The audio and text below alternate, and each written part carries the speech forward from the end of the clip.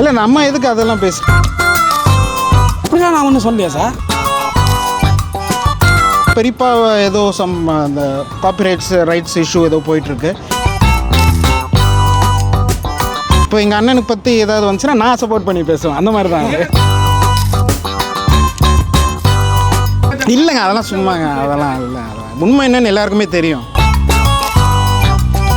கேட்குறது பெரியப்பா கேட்குறது அவர் பண்ண மியூசிக் கேட்கணும்.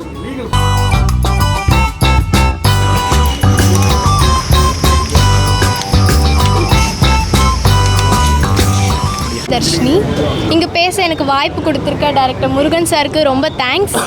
அவரை பற்றி சொல்லணுன்னா இந்த படத்துக்காக ரொம்ப கடினமாக உழைச்சிருக்காரு. அந்த உழைப்புக்கான பலன் உங்ககிட்ட தான் இருக்குதுன்னு நம்புகிறேன். என்னை அவர் சொந்த பொண்ணு மாதிரி பார்த்துக்குவார். நான் ஸ்பாட்டில் ஏதாவது சின்ன சின்ன மிஸ்டேக்ஸ் பண்ணேன்னா கொஞ்சம் கூட முகம் சுளிக்காமல் ரொம்ப பொறுமையாக எடுத்து சொல்லி புரிய வைப்பார். அதுக்கு ரொம்ப தேங்க்ஸ். அப்புறம் இன்னொரு முக்கியமான ஆளை பற்றி சொல்லணுன்னா பிரேம்ஜி அங்கிள். அவரும் என்னை ரொம்ப நல்லா பார்த்துக்குவார். அவர் எப்போவுமே நீங்கள் காமெடியாக தான் பார்த்துருக்கீங்க. இந்த படத்தில் ரொம்ப எமோஷ்னலாக ரொம்ப அன்பான பாசமான அப்பாவாக பார்க்குறீங்க. ஸோ அதுவும் ரொம்ப ஒரு புது எக்ஸ்பீரியன்ஸாக இருக்கும்னு நினைக்கிறேன். தேங்க்யூ. அப்புறம் நான் சினிமாவை ரொம்ப உண்மையாக நேசிக்கிறேன்றதை இந்த இடத்துல பதிவு பண்ண நினைக்கிறேன். நன்றி, வணக்கம். ஹாய், எல்லோருக்கும் வணக்கம். My name is Rajith. So இந்த ஒரு அர்ப்பணமாக ஃபிலிமில் எனக்கு ஒரு சான்ஸ் கொடுத்ததுக்கு கருப்பை sir thank you so much. And full சப்போர்ட்டாக நீங்களும் இருக்கணும். இது ஒரு கண்டென்ட் ட்ரிவன் சினிமா. ஸோ எல்லோரும் ஹெல்ப் பண்ணி மக்கள்கிட்ட கொண்டு போய் சேர்க்கணும். Thank you so much. And thank you Prem sir for being a supportive costar. Thank you so much. Hi, எல்லாருக்கும் வணக்கம். என்ன சொல்கிறது தெரியல, ரொம்ப சந்தோஷமாக இருக்குது. டேரக்டர் சாருக்கு தான் ரொம்ப நன்றி. ஒரு ஸ்கிரிப்ட் சொல்லும் போதே ரொம்ப புதுசாக எனக்கு இது வரைக்கும் பண்ணாத ஒரு ரோல் மாதிரி இருந்தது. சரி, ஓகே பண்ணலாம் சொல்லிட்டு பண்ணது தான் அது. ஸோ டேரக்டருக்கு நன்றி. வேறு என்ன சொல்கிறது தெரியல. எல்லாம் படத்தை தேட்டரில் ஃபேமிலியோடு பாருங்கள். யூஏ சர்டிஃபிகேட் தான். ஸோ ஃபேமிலியோடு பார்த்து நல்லா என்ஜாய் பண்ணுங்கள். மெயினாக என்னோடய பர்ஃபார்மன்ஸ்க்காக, என்னோடய நடிப்புக்காக பாருங்கள். ஃபஸ்ட் டைம் காமெடி அந்த இதெல்லாம் எதுவும் இல்லாமல், ஓவர் ஆக்டிங்லாம் இல்லாமல் ரொம்ப சட்டிலாக ஃபஸ்ட் டைம் ட்ரை பண்ணியிருக்கேன். ஸோ படத்தை பார்த்து எல்லோரும் நல்லா என்ஜாய் பண்ணுங்கள். தேங்க்யூ. வணக்கம். உண்மையிலுமே இது ஒரு ரொம்ப மகிழ்ச்சியான தருணம். ஏன்னா இது எனக்கு 3வது படம். முதல் 2 படத்துக்கு ஒரு இல்லாத கவனிப்பு இந்த படத்துக்கு இருக்கிறதா நம்புகிறேன். அதுக்கு காரணம் பிரேம்ஜி சார். நிச்சயமாக இந்த படம் ஒரு எமோஷ்னலாக எல்லாருக்குமே கனெக்ட் ஆகும் நான் முழுக்க நம்புகிறேன். ஒரு நல்ல படங்களுக்கு எப்போவுமே பத்திரிக்கையாளர்கள் மீடியாக்களோட சப்போர்ட் ரொம்ப அவசியம்னு நான் நினைக்கிறேன். ஸோ அதனால் நான் போன படத்தில் அந்த ப்ரெஷ்ஷெல்லாம் அரேஞ்ச் பண்ணல. எனக்கு சூழ்நிலை சரியான. நானே தயாரிப்பாளர். இதில் ஒரு மிகப்பெரிய ஒரு ரிஸ்க் எடுத்து இந்த படத்தை நான் பண்ணியிருக்கேன். ஒரு நல்ல படம் பண்ணியிருக்கேன். நான் நிச்சயமாக 100% நம்புகிறேன். இந்த படம் நல்லா வந்ததுக்கு என்னுடைய நடிகர்கள், என்னுடைய கேமராமேனு, எடிட்டர், மியூசிக் எல்லாருமே ரொம்ப கோஆப்ரேட் பண்ணாங்க. உண்மையாக ரொம்ப குறைவான நாட்கள் தான் பண்ணேன். ஒரு 25 நாள் தான் அந்த படத்தை ஷூட் பண்ணேன். ரொம்ப பிரமாதமாக வந்திருக்கு. நிச்சயமாக அவங்க எல்லாருமே அந்த படத்தை பார்த்து பிடிச்சிருக்கு. உங்களுக்கு மிகப்பெரிய சப்போர்ட் பண்ணுங்கள். உங்களுக்கு நல்லா எழுதுங்க, நல்லா சொல்லுங்கள்.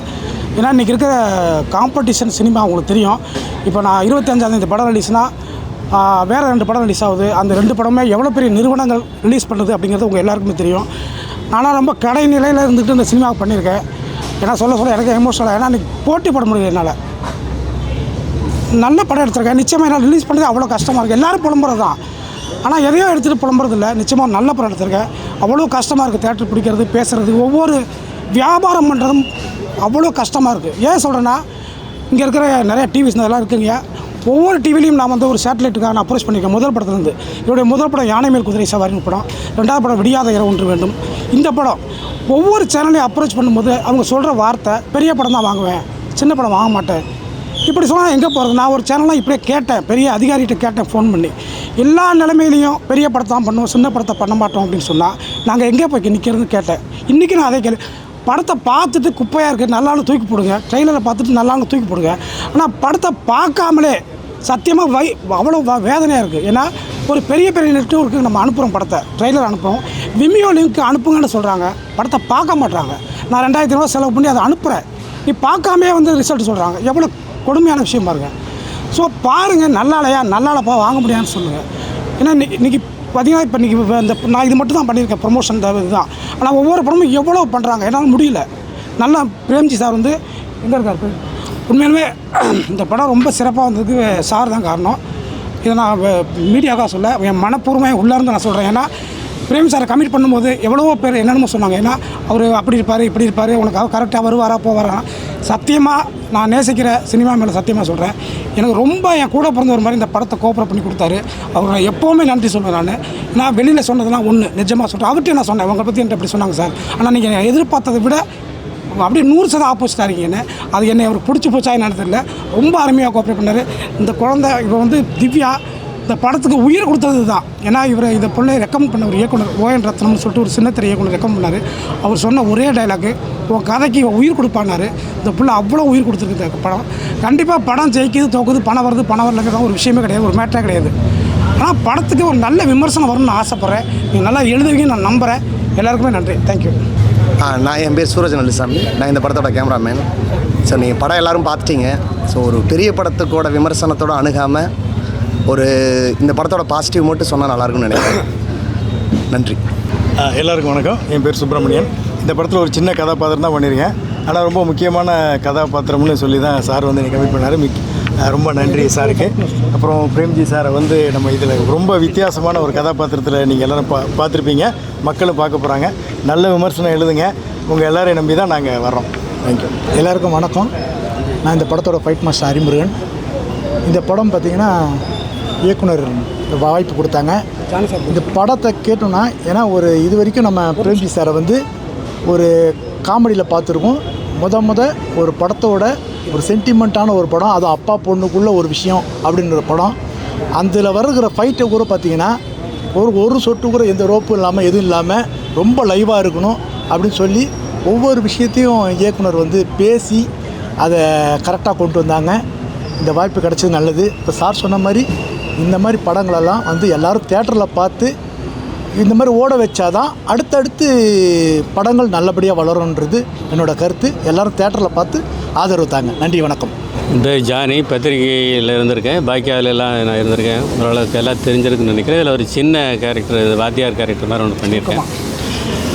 இதில் நான் என்ன சொல்ல விரும்புகிறேன்னா, இந்த இப்போ சினிமாவை நேசிக்கிற அத்தனை சினிமா அசிஸ்டன்ட் டைரக்டர்களுக்கு நான் சொல்கிறது என்னென்னா, கூட இருந்ததுனால நான் சொல்கிறேன், வெறும் கதை பண்ணுறது, ப்ரொடியூசர் பார்க்குறது அப்படிங்கிறது மட்டும் இல்லாமல் நான் கூட இருந்ததுனால உழைப்பு, அதுக்காக தேடி தேடி இரவும் பகலும் ஒரு 1,00,000 கிடத்தனா அதை அப்படியே கொடுத்துட்டு அம்மா ஹோட்டலில் போய் சாப்பிடுவார்.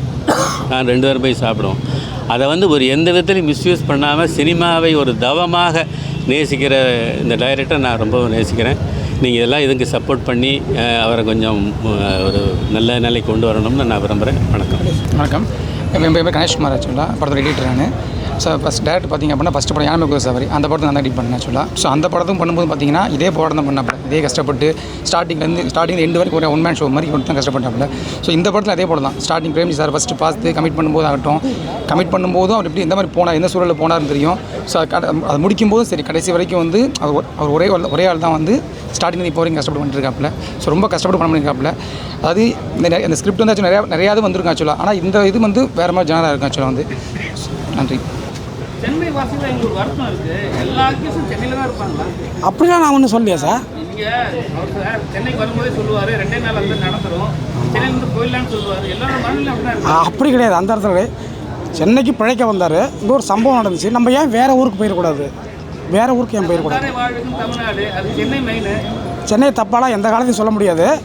ஒரு கேரக்டருக்கு இப்படி நடந்துருச்சு, நம்ம வேறு ஊருக்கு போனால் என்ன அப்படிங்கிறது தான். சென்னையை பற்றி எப்பவும் தப்பாக சொல்கிறது வேலையே கிடையாது.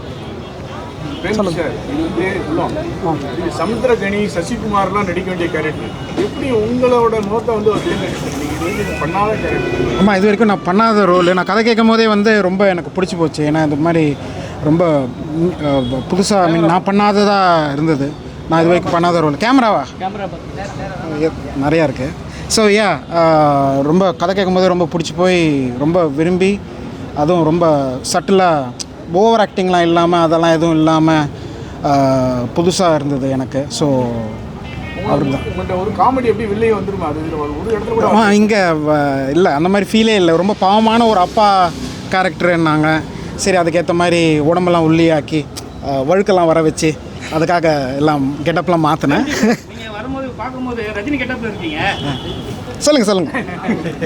ஆனால் வந்து ஃபைட் சீன்லாம் கொடுக்கும்போது பண்ணும்போது உங்களுக்கு என்ன தோணுச்சு? ஏன்னா ஃபர்ஸ்ட் டைம் பண்ணுறீங்க பெரிய ஃபைட் ஒரு சிங்கிளாக. ஆமாம் எனக்கு மாஸ்டர் தான் சொல்லிட்டேன். நான் பெருசாக ஃபைட் மாஸ்டர் கிட்ட சொல்லிட்டேன். பெருசாலாம் எனக்கு ரொம்ப கஷ்டப்படலாம் தெரியாது. கீழே நடு ரோட்டில் உருள்றது அந்த மாதிரிலாம் நிறையா இருந்தது. பட் அதெல்லாம் கொஞ்சம் சொல்லிட்டு எனக்கு கொஞ்சம் ரிலாக்ஸ்டாக ஜாலியாக தான் பண்ணேன். பெருசாக நான் அவ்வளோ ஒன்றும் கஷ்டப்படல, கஷ்டப்படாமல் தான் பண்ணேன். கல்யாணத்துக்கு முன்னாடி எடுக்குதா கல்யாணத்துக்கு பின்னாடி எடுக்குதா? கல்யாணத்துக்கு ஏன்னா கரெக்ட் டைம் வந்துட்டேன்னு சொன்னார், ஈவினிங்காக தான் போனேன்னு சொன்னார். கல்யாணத்துக்கு பின்னாடி இருந்தால் கஷ்டம். ஆமாம் ஆமாம். இல்லை நம்ம எப்போ சார் ஆரம்பித்தோம் ஷூட்டு? படம் பாதி ஷூட்டிங் முடிச்சிட்டு இருக்கும்போது கல்யாணம், ஷெட்யூல் பிரேக்கில் கல்யாணம். ஆமாம் ஷெட்யூல் பிரேக். மேலே கரெக்டாக வந்துருக்கு. ஆனால் பாதிக்கு மேலேயும் இல்லை கரெக்டாக இல்லை வேலைன்னு வந்துட்டா கரெக்டாக அது எழுந்து போயிடுறது. ஒர்க்கு எதுவும் இல்லை. அதிகமாகிடுச்சு. மாமியார் மசாலா அந்த மாதிரிலாம் போயிட்டு. ஆமாம் அது வேறு இது வேறு. இல்லை அதெல்லாம் நான் எதுவும் பார்த்தேன். நான் வந்து அம்பாசிடர் மாதிரி தான், அந்த பாக்கெட்டோட ஃபோட்டோ எடுக்கிறது தான். மற்ற பிஸ்னஸ் எல்லாமே ஒய்ஃப் பார்த்துக்கிறாங்க. ஸோ பிரச்சனை இல்லை. அண்ணன் இன்னும் பார்க்கல. அண்ணன் அடுத்த படம் ஸ்டோரி டிஸ்கஷனுக்கு வேறு ஊரில் இருக்காங்க. ஸோ வந்துட்டு பார்ப்பாங்க. பட் பாட்டு அண்ணன் தான் பாடினாங்க. அந்த படத்தில் வர ஒரு சாங் மகளே என் மகளே சாங் பாடினாங்க. ஸோ ட்ரெய்லர்லாம் பார்த்துட்டு ரொம்ப நல்லா.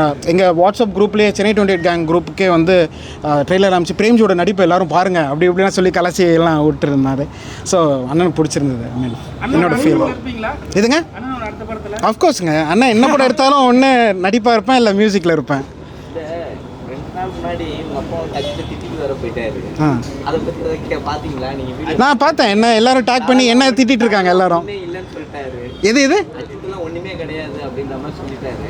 நீங்கள் எதுவுமே நான் அஜித் தான் மங்காத்தா எடுத்து பெரிய அளவுக்கு போட்டு நீங்கள் யாருமே எதுவுமே சொல்லவே மாட்டீங்களே. இல்லை நம்ம எதுக்கு அதெல்லாம் பேசிட்டு, அது அப்பா பெரியப்பா ஏதோ அந்த காப்பிரைட்ஸ் ரைட்ஸ் இஷ்யூ ஏதோ போயிட்டுருக்கு.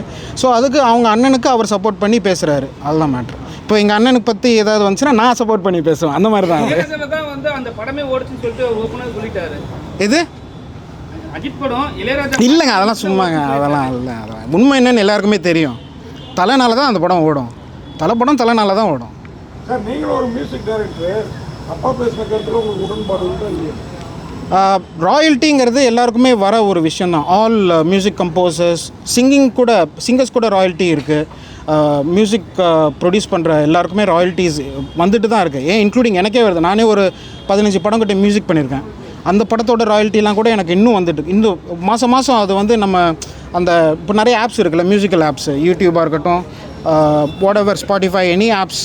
ஸோ அதில் வந்து நம்ம ஒரு சாங்கை கேட்குறோன்னா அதுலேருந்து சம் ராயல்ட்டி அந்த கம்போசருக்கு போகும். ஸோ வந்து இது நார்மலாக வந்துட்டு தான் இருக்குது. ஸோ ராயல்ட்டி கேட்குறது, பெரியப்பா கேட்குறது, அவர் பண்ண மியூசிக் கேட்கணும். அது அவங்களுக்கு தான் தெரியும். எனக்கு அவ்வளோவா டீப்பாக அதை பற்றி எதுவும் தெரியாது. பட் ராயல்ட்டி நல்ல விஷயம். இப்போ நம்ம மைக்கேல் ஜாக்சன் சாங் கேட்குறோன்னா மைக்கேல் ஜாக்சனுக்கு அங்கே காசு போகும். So royalty is there. அதை ஒன்றும் பண்ண முடியாது.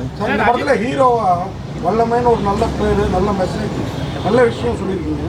ஆனால் நீங்கள் அண்ணா ஒரு பெரிய டைரக்டர், அப்பா ஒரு பெரிய டைரக்டர், நீங்களும் சினிமா குடும்பத்துலேருந்து வந்தது. இந்த கதையை சொல்கிறப்போ ஒரு அக்யூஸ்டை வந்து அட்டாக் பண்ண போகிறப்போ உன்னையும் ஒருத்தர் கூட கூப்பிட்டு போவாரா அப்படின்னு யோசிச்சிங்களா? அந்த இடத்துல அது டைரக்டர் உங்கள்கிட்ட சொன்னப்போ இப்படி ஒரு பெரிய பிரபலத்தை நம்ம கொல்ல போகிறோம், இல்லை எதுவும் அட்டாக் பண்ண போகிறோம். அதான் நான் எதுவும் இது எனக்கு கேட்கவே கதை கேட்கும் போதே இல்லை, நான் கதை கேட்கும் போது எனக்கு ரொம்ப பிடிச்சி போச்சு. கதை ரொம்ப சூப்பராக இருந்தது. எனக்கு இது வரைக்கும் நான் பண்ணாத ஒரு ரோல் மாதிரி இருந்தது. ஸோ அதனால் வந்து டேரக்டர் என்ன சொல்கிறாரோ அதை ஜாலியாக செஞ்சுட்டு போயிடணும், அவ்வளோதான் மேட்ரு. ஒரு இடத்துல கூட ஹீரோயின் நமக்கு இல்லைன்னு ஹீரோயின் தான் இல்லை, ஆமாம். பட் கதை தேவைப்படலை. ஐ மீன் அந்த மாதிரி ஒரு பாவமான ஒரு அப்பா பொண்ணு கிராமத்துலேருந்து வராங்க, வேறு ஊருக்கு பிழைக்கணும், லைஃப் திரும்ப ஆரம்பிக்கணும்னு வராங்க. ஸோ அந்த மாதிரி ஒரு ஃபீல் இருக்கிறதுனால நம்மளுக்கு ஹீரோயின்லாம் தேவையில்லை. வந்து எல்லா படத்தையும் ரெஃபரன்ஸ் வச்சிருப்பாங்க, ஆனால் மங்காத்தா மட்டும் வச்சிருக்க மாட்டாங்க. ஏதோ திட்டமிட்டு செஞ்சிருப்பாங்கன்னு நினச்சிருக்கேன். இது தெரியல, அது அந்த டேரக்டர் தான் கேட்கணும். என்ன கேட்குறீங்க எனக்கு தெரியாதுங்க.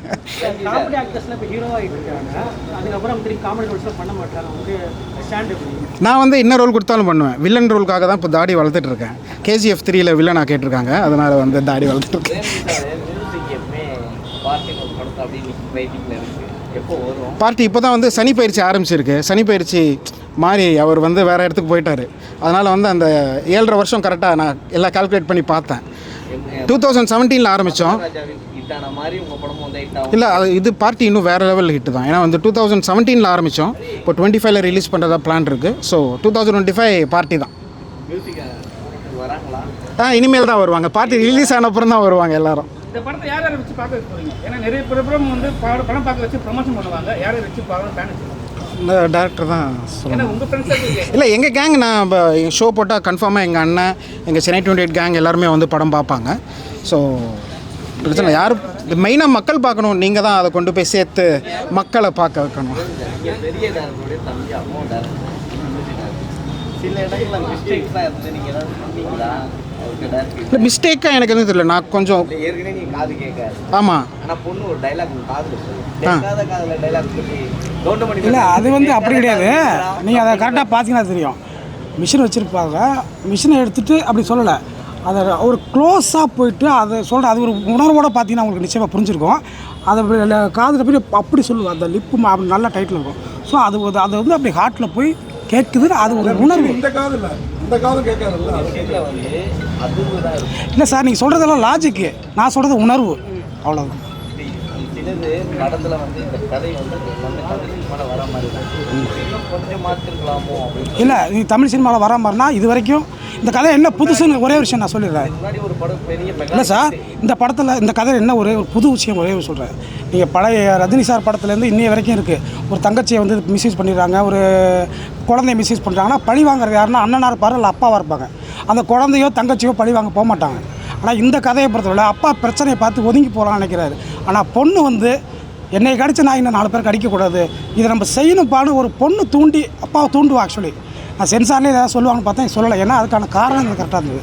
ஸோ அப்பாவை வந்து பிரெயின் வாஷ் பண்ணி பொண்ணு வந்து அதை பண்ண வைப்பா. அது இந்த கதையில் புதுசு நான் நம்புகிறேன்.